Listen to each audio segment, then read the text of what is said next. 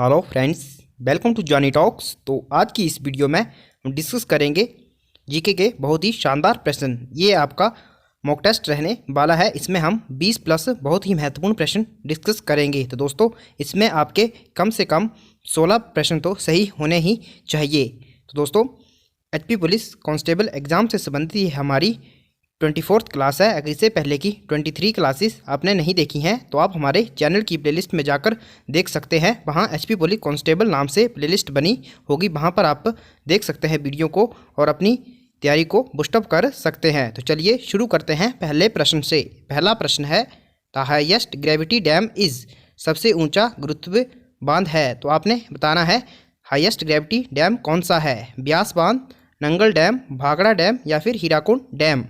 तो दोस्तों, जो सबसे हाईएस्ट ग्रेविटी डैम है वो है भाखड़ा डैम। ऑप्शन सी जो है वो सही हो जाएगा। यह हमारे हिमाचल में स्थित है, हिमाचल और पंजाब की सीमा पर स्थित है। सतलुज नदी पर बनाया गया है और दोस्तों इसकी जो हाइट है वो है 225 मीटर। और हीराकुंड बांध जो है दोस्तों, यह सबसे लंबा बांध है और यह है महानदी पर। अगला प्रश्न है, which kind of power accounts for the largest share of power generation in India. शक्ति का कौन सा प्रकार भारत में शक्ति उत्पादन में सबसे बड़ा भाग माना गया है। तो दोस्तों, जो हो थर्मल पावर है। ऑप्शन बी जो है वो सही हो जाएगा। थर्मल पावर जो है यह शक्ति उत्पादन में सबसे ज़्यादा, यानी कि जो बिजली है वो थर्मल पावर के द्वारा इंट्रोड्यूस की जाती है। तो इसका ऑप्शन जो बी है वो सही हो जाएगा, थर्मल पावर। अगला प्रश्न है, which type of unemployment is common in Indian agriculture. भारतीय कृषि में किस प्रकार की बेरोजगारी सामान्य है। ऑप्शन है मौसमी, प्रच्छन्न, घर्षणी या फिर संरचनात्मक। तो दोस्तों, भारतीय कृषि में प्रच्छन्न बेरोजगारी सामान्य है, तो ऑप्शन बी सही हो जाएगा, प्रच्छन्न बेरोजगारी। दोस्तों, यह किस प्रकार की बीमारी होती है जहां पर 3 आदमियों की ज़रूरत होती है लेकिन वहां पर 5-6 या उससे ज़्यादा जो पर्सन है वो कार्य कर रहे होते हैं, उसी को प्रच्छन्न बेरोजगारी कहा जाता है। अगला प्रश्न है, mid day meal scheme was started in which year. तो दोस्तों, आपने बताना है स्कूलों में जो मध्याह्न भोजन योजना है वो किस वर्ष प्रारंभ करी गई थी। तो ये करी गई थी 1995 में। ऑप्शन ए जो है वो सही हो जाएगा। और बात करें दोस्तों मिड डे मील योजना की, तो ये सबसे पहले केरल राज्य में इंट्रोड्यूस करी गई थी 1984 में और 1995 में पूरे भारत में लॉन्च कर दी गई। दोस्तों, अगर आप एचपी पुलिस कांस्टेबल एग्ज़ाम की तैयारी कर रहे हैं तो दोस्तों, जो परीक्षा ऐप है वो आपके लिए बेस्ट सीरीज़ लेके आया है। इसमें आपको बिल्कुल एग्ज़ाम ओरिएंटेड प्रश्न देखने को मिलेंगे और एग्ज़ाम से पहले आपकी पूरी तैयारी हो जाएगी और आप अपने आप को एनालाइज कर पाएंगे कि आपकी कितनी तैयारी हुई है और आपको कहाँ और किस सेक्शन में इम्प्रूवमेंट करने की आवश्यकता है। तो दोस्तों, आप कूपन कोड जानी50 यूज़ कर सकते हैं, जिससे आपको 50% का डिस्काउंट मिल जाएगा और आपको जो टेस्ट सीरीज़ है वो बहुत ही कम कीमत पर अवेलेबल हो जाएंगी। अगर आप परीक्षा ऐप को डाउनलोड करना चाहते हैं तो इसका लिंक मैंने डिस्क्रिप्शन में दिया है। अगला प्रश्न है, what is the minimum age prescribed in India for its citizen to cast their vote. Bharat में अपने नागरिकों के लिए मताधिकार की अल्पतम आयु क्या निर्धारित है। तो दोस्तों, भारत में जो वोट देने का अधिकार है वो है 18 वर्ष की आयु। तो ऑप्शन बी जो है वो सही हो जाएगा। अगर आप 18 वर्ष के हो जाते हैं तो आप वोट डाल सकते हैं। और दोस्तों, ये पहले 21 वर्ष हुआ करती थी। तो संविधान के जो 61वां संविधान संशोधन हुआ है उसके अंतर्गत 21 से इसकी आयु 18 वर्ष कर दी गई। अगला प्रश्न है, in India agriculture income is calculated by. Bharat में कृषि आय की गणना की जाती है। तो आपने बताना है किस विधि से कृषि आय की गणना की जाती है। तो दोस्तों, ये करी जाती है आउटपुट मेथड से, यानी कि प्रतिसाद पद्धति से। तो ऑप्शन ए जो है वो सही हो जाएगा, प्रतिसाद पद्धति से। अगला प्रश्न है, which is the highest body that approves 5-year plans in the country. देश में पंचवर्षीय योजना को अभी स्वीकृत करने हेतु उच्चतम निकाय क्या है। तो दोस्तों, जो देश में पंचवर्षीय योजनाएं होती हैं, अब तो उसके स्थान पर नीति आयोग आ गया है, लेकिन जब पंचवर्षीय योजना जो इनको अप्रूव करने वाला जो हाईएस्ट बॉडी थी वो थी दोस्तों राष्ट्रीय विकास परिषद। तो ऑप्शन बी जो है वो सही हो जाएगा। अब इनके स्थान पर नीति आयोग की स्थापना करी गई है।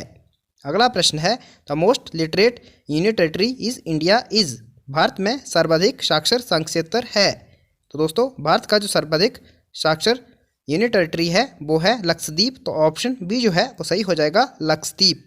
और स्टेट की बात करें तो वो है केरल। अगला प्रश्न है who is the chairman of Rajya Sabha. Rajya Sabha का अध्यक्ष कौन है। तो दोस्तों जो राज्यसभा है इसके जो अध्यक्ष होते हैं वो उपराष्ट्रपति होते हैं। ऑप्शन बी जो है वो सही हो जाएगा उपराष्ट्रपति। अगला प्रश्न है the speakers vote in the Lok Sabha is called. Lok Sabha में स्पीकर का मत कहलाता है casting vote, sound vote, direct vote या फिर इनडायरेक्ट वोट। तो दोस्तों लोकसभा में जो स्पीकर का वोट होता है वो कास्टिंग वोट कहलाता है। निर्णायक मत ऑप्शन ए सही हो जाएगा। जब किसी विधेयक के किसी बिल में जब वोटिंग होती है दोस्तों तो अगर वोट समान हो जाए तो उसमें जो स्पीकर होते हैं उनका वोट काम में आता है। अगला प्रश्न है which of following is not a parliamentary committee. निम्न में से कौन एक संसदीय समिति नहीं है इन ऑप्शन में से। तो दोस्तों इन ऑप्शन में से डिमांड्स फॉर ग्रांट कमेटी यानी कि अनुदान मांग समिति यह पार्लियामेंट्री कमेटी नहीं है। ऑप्शन डी सही हो जाएगा। और दोस्तों बात करें सबसे बड़ी समिति की संसदीय समिति की तो वो है प्राक्कलन समिति जिसमें 30 सदस्य होते हैं और वो सभी लोकसभा से होते हैं। अगला प्रश्न है the blue revolution is related with. नीली क्रांति संबंधित है। तो दोस्तों जो नीली क्रांति है वो मत्स्य उत्पादन से संबंधित है। ऑप्शन ए सही हो जाएगा। और श्वेत क्रांति दुग्ध उत्पादन से संबंधित है। और पीली क्रांति जो है वो तिलहन उत्पादन से संबंधित है। आप कमेंट करके बताएं खाद्यान्न उत्पादन से कौन सी क्रांति संबंधित है। अगला प्रश्न है which organisation is known as market regulator in India. भारत में बाजार नियंत्रक के नाम से कौन सा संगठन जाना जाता है।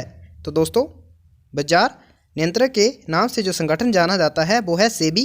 ऑप्शन सी सही हो जाएगा security exchange board of India. इसकी जो स्थापना थी वो 1988 में करी गई थी। अगला प्रश्न है the head office of the SBI is located at. तो SBI बैंक है दोस्तों स्टेट बैंक ऑफ इंडिया।